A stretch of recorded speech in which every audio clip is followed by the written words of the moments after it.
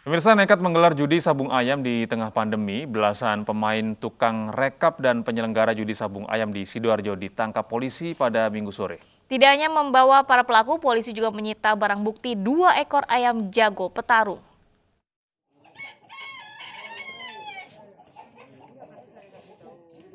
Tiga belas pria ditangkap polisi saat asyik bermain judi sabung ayam di Desa Lebo, Sidoarjo, Jawa Timur, Minggu sore. Selain mengamankan 13 tersangka, sejumlah barang bukti berupa 2 ekor ayam dan alat permainan judi, serta 4 motor milik tersangka ikut disita. Mendapat laporan warga yang resah, polisi bergerak cepat ke lokasi dengan menggerebek dan membubarkan aksi judi tersebut. Praktek judi sabung ayam beromset jutaan rupiah ini sering digelar tanpa mempertimbangkan kondisi pandemi hingga meresahkan warga. Ini bukan TO tapi hanya laporan dari masyarakat, apapun keluhan masyarakat tentang perjudian, baik sabung ayam ataupun judi-judi manual atau judi online, tetap kita tindak lanjuti, kita langsung turun ke lapangan, kita tangkap. Ke-13 tersangka termasuk pemain dan penyelenggara judi sabung ayam kini ditahan di Polresta Sidoarjo untuk proses hukum lebih lanjut. Dari Sidoarjo, Jawa Timur, Pramono Putra, iNews melaporkan. Polisi berhasil mengamankan 2 pengedar uang palsu di Bandar Lampung, Lampung. Selain pelaku, polisi mengamankan barang bukti berupa puluhan lembar uang palsu pecahan Rp100.000.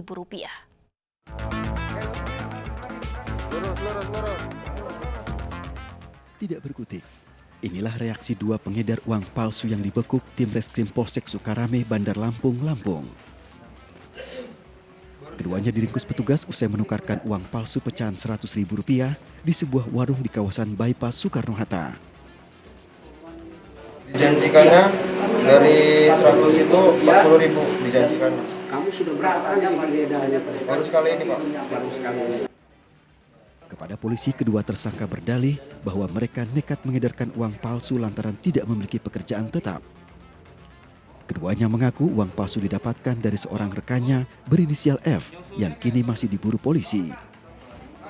Uang palsu ini kita sudah koordinasi langsung kepada Polresta, ke Satreskrim dan melakukan pemeriksaan saksi ahli, yaitu pihak Bank Indonesia, bahwa benar uang ini diduga uang seratusan palsu. Kedua tersangka kini mendekam di sel Mapolsek Sukarame, Bandar Lampung. Para tersangka terancam dengan undang-undang tentang mata uang dengan hukuman 15 tahun penjara. Dari Bandar Lampung, Ruslan AS, iNews melaporkan. Dinas Kesehatan Kota Tasikmalaya, Jawa Barat menduga keracunan ratusan warga karena bakteri amuba. Hingga kini jumlah warga yang keracunan mencapai 213 orang dari 12 kampung.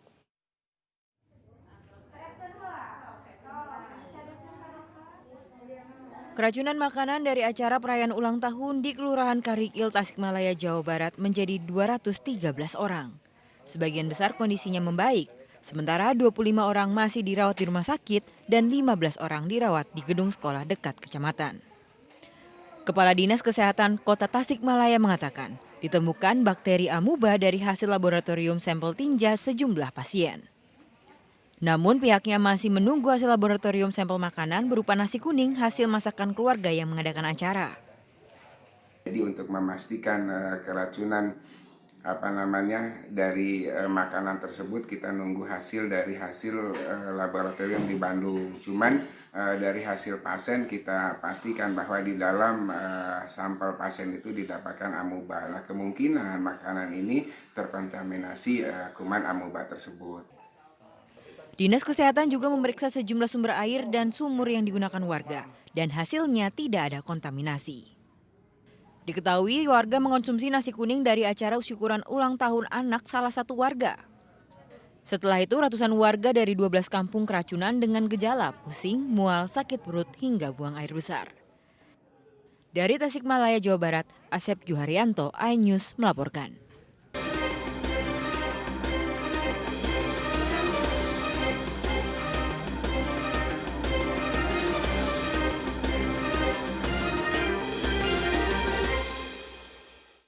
Pemirsa, calon wali kota Solo Gibran Rakabuming Raka terus mempersiapkan materi debat dalam Pilkada Surakarta 2020.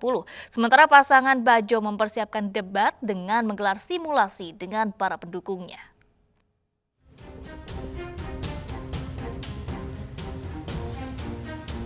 Calon wali kota Surakarta Gibran Rakabuming Raka terus mempersiapkan diri untuk debat dalam Pilkada Surakarta 2020. Meski tidak meminta saran dengan ayahnya Joko Widodo terkait simulasi debat, Gibran sudah belajar dengan tokoh-tokoh senior untuk menjawab permasalahan kota Surakarta. Hal ini disampaikan Gibran di sela-sela belusukan virtual di kawasan Kerten, Kota Surakarta untuk menyerap aspirasi warga. Ya, kalau pas simulasi debat kita memang melibatkan beberapa tokoh senior untuk bisa menjawab isu-isu kota terkini. Apa ada diagendakan untuk sekolah politik lagi, Mas? Nggak ada, kalau dari partai nggak ada lagi. Kan udah kemarin. Sementara pasangan independen nomor urut 02 Bagio Wahyono dan FX Suparjo juga telah berlatih debat beberapa kali di posko pemenangan Kerten. Dalam simulasinya, pasangan yang diusung oleh warga yang mengatasnamakan dirinya Tikus Piti Hanoto Baris ini tidak melibatkan tokoh nasional, namun dari kalangan para pendukung.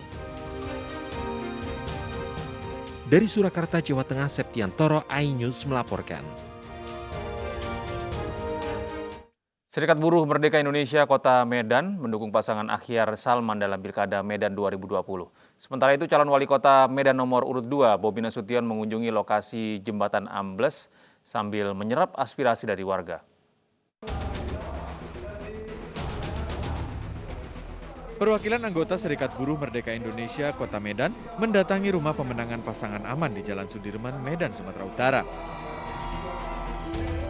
Dukungan diberikan karena buruh merasa partai pengusung pasangan Aman berpihak kepada buruh dengan menolak Undang-Undang Cipta Kerja.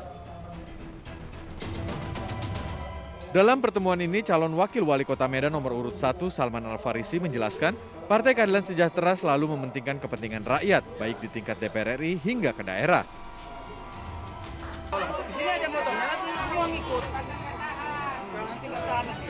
Sementara itu, calon wali kota Medan nomor urut 2 Bobi Nasution mengunjungi lokasi jembatan ambles di Jalan Swadaya, Kecamatan Medan Amplas, sambil menyerap aspirasi dari warga. Warga mengeluhkan kerusakan jembatan penghubung ini karena mengganggu aktivitas mereka. Bobi mengaku prihatin melihat warga yang terkendala aktivitasnya akibat jembatan ambles dan berjanji akan melaporkan masalah ini ke Dinas Pekerjaan Umum agar jembatan dapat diperbaiki secepat mungkin. Dari Medan, Sumatera Utara, Tim Liputan iNews melaporkan.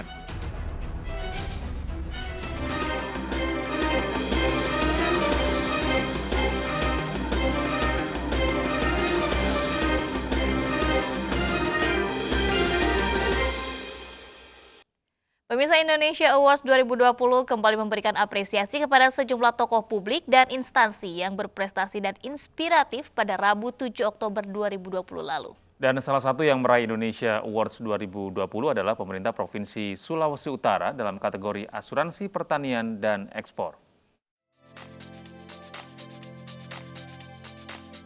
Indonesia Award 2020 yang mengusung tema kebanggaan Indonesia memberikan apresiasi kepada 28 insan terbaik mulai dari lembaga pemerintahan hingga non-pemerintahan, serta perorangan atas dedikasi, prestasi, dan konsistensi dalam membangun negeri. Kriteria penilaian mencakup popularitas, konsistensi, dan kepakaran. Proses penjaringan bakal calon nominator hingga penjurian dilakukan secara ketat dengan melibatkan tokoh-tokoh kompeten. Salah satu yang meraih penghargaan Indonesia Award 2020 dalam kategori asuransi pertanian dan ekspor adalah pemerintahan Provinsi Sulawesi Utara. Harapan kita ke depan tentunya dengan Sulawesi Utara menjadi daerah baru untuk ekspor ke hasil-hasil pertanian dan perikanan ke Jepang. Ini kita sangat mengharapkan dukungan kebijakan pemerintah bagi Provinsi Sulawesi Utara dalam rangka menambah jumlah ekspor kita ke luar negeri nanti. Dengan penghargaan Indonesia Award 2020, diharapkan semakin banyak daerah-daerah lain di tanah air yang melakukan inovasi di berbagai bidang demi kesejahteraan dan kemajuan daerah dan warganya. Dari Jakarta, Tim Liputan iNews melaporkan. Ledakan tank diesel mengguncang kota Beirut, Lebanon. 4 orang dilaporkan tewas dan belasan lainnya luka-luka. Informasi mancanegara akan hadir sesaat lagi.